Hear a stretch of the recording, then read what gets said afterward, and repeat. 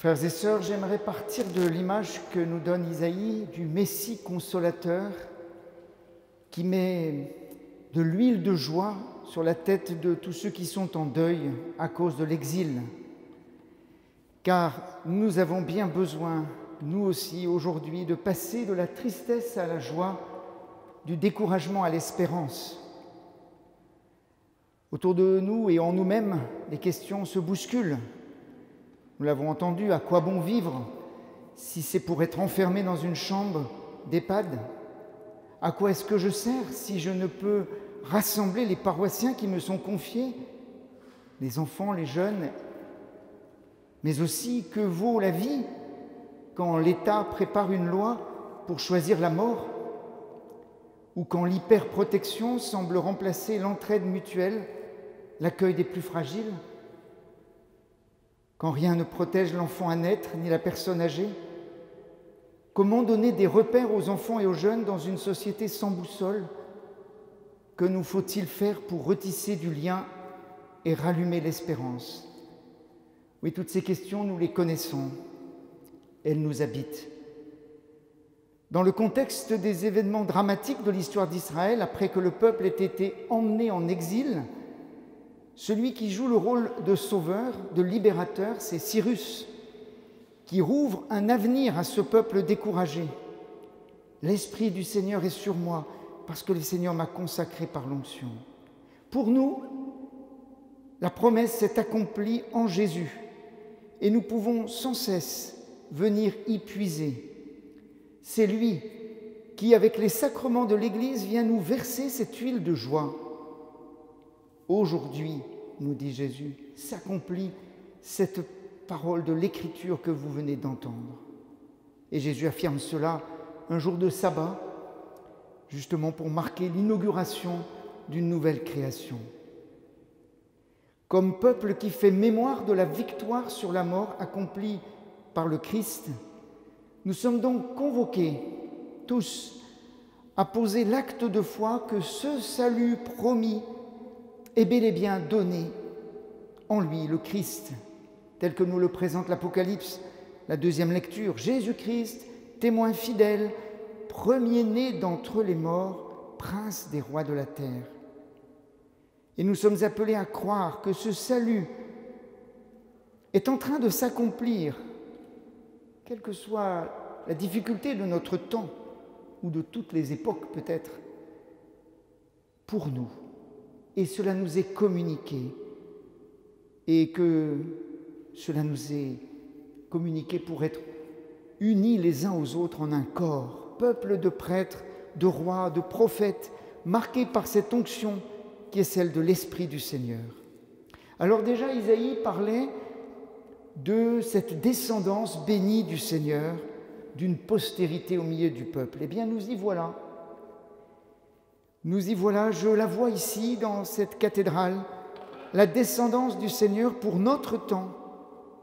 Et c'est ma mission de vous dire à tous combien vous êtes beaux dans le regard du Seigneur, combien vous êtes aimés par lui, combien il veut répandre sur chacun, dans toute la variété des vocations du peuple de Dieu, sa grâce.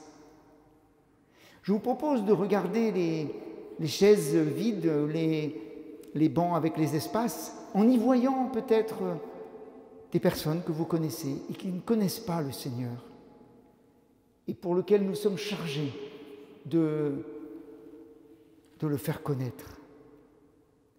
De voir, comme on dit dans les monastères, nos frères absents, aussi ceux qui n'ont pas pu venir, les plus âgés, mais aussi oui, comme je le disais, ceux qui sont peut-être en découverte, les catéchumènes, tous ceux que nous connaissons, que dans vos paroisses, dans les communautés, les mouvements, nous accompagnons.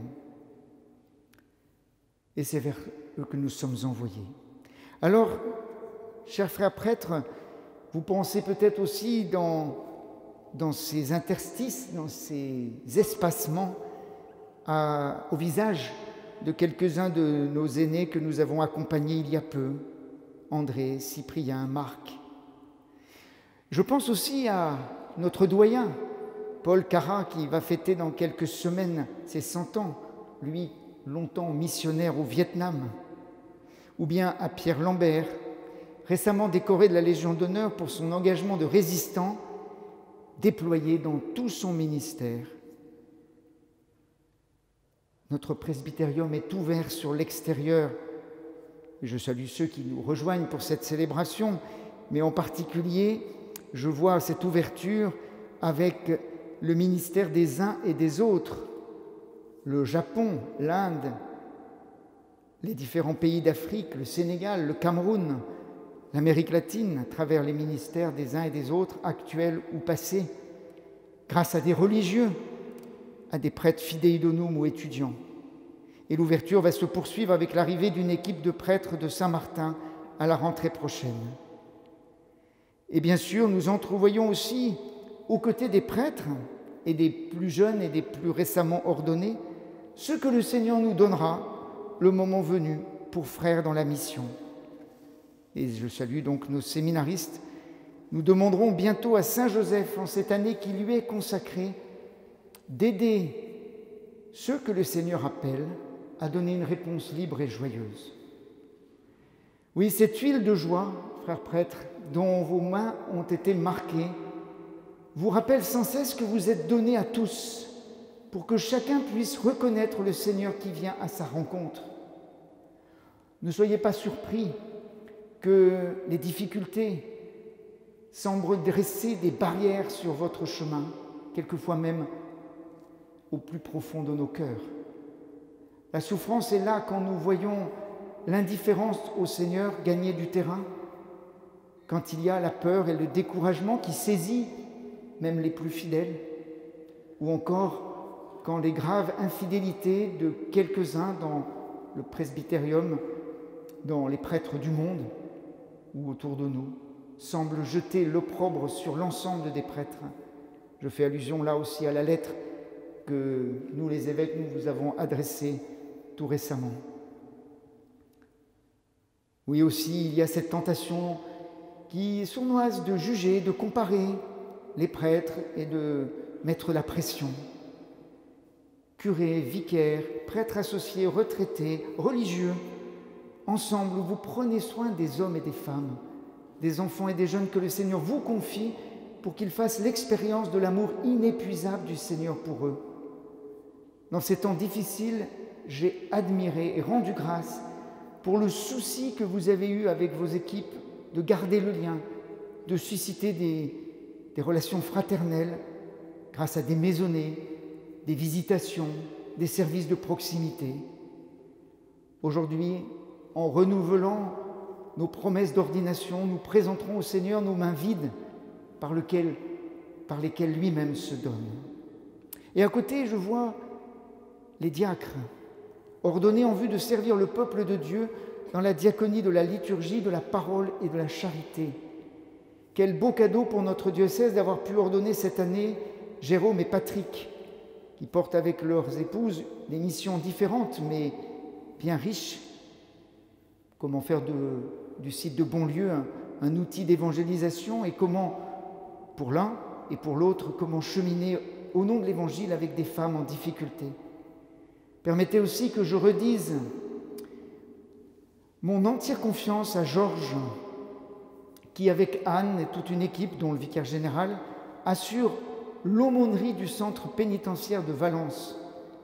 Vous l'avez peut-être reçu, une injuste polémique autour d'une petite clé USB contenant les chants de la célébration ne doit pas marquer le magnifique travail d'accompagnement, d'écoute, de soutien au nom du Christ des personnes en détention. C'est cela aussi, cette huile de miséricorde que le Seigneur répand. Et vous tous, frères et sœurs, jeunes, paroissiens, religieux, consacrés, tous vous auriez pu revêtir le vêtement blanc comme le jour de votre baptême, comme les vierges consacrées le font. Et puis vous, les jeunes qui allez recevoir bientôt la confirmation, vous êtes là un peu au nom de vos camarades. Eh bien, cette marque de l'Esprit du Seigneur, c'est pour porter la bonne nouvelle autour de nous.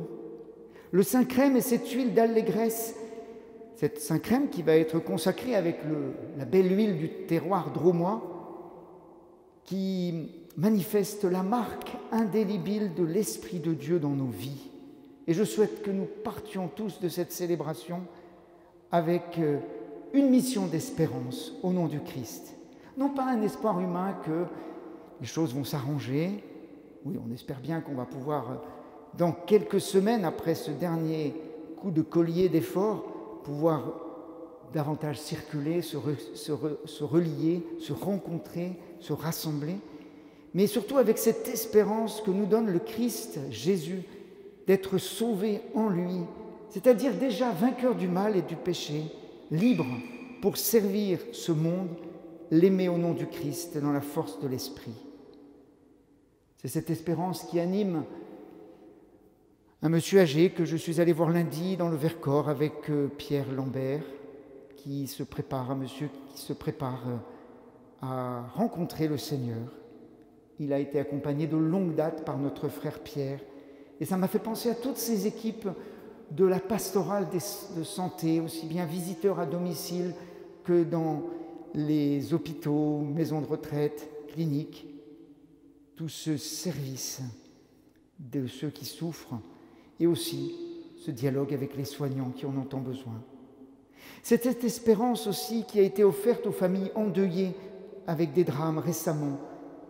Je pense à tel jeune tué en montagne, ou bien à ces 2 mamans qui sont mortes de mort violente. Cette espérance qui guide toutes les équipes funérailles de notre diocèse.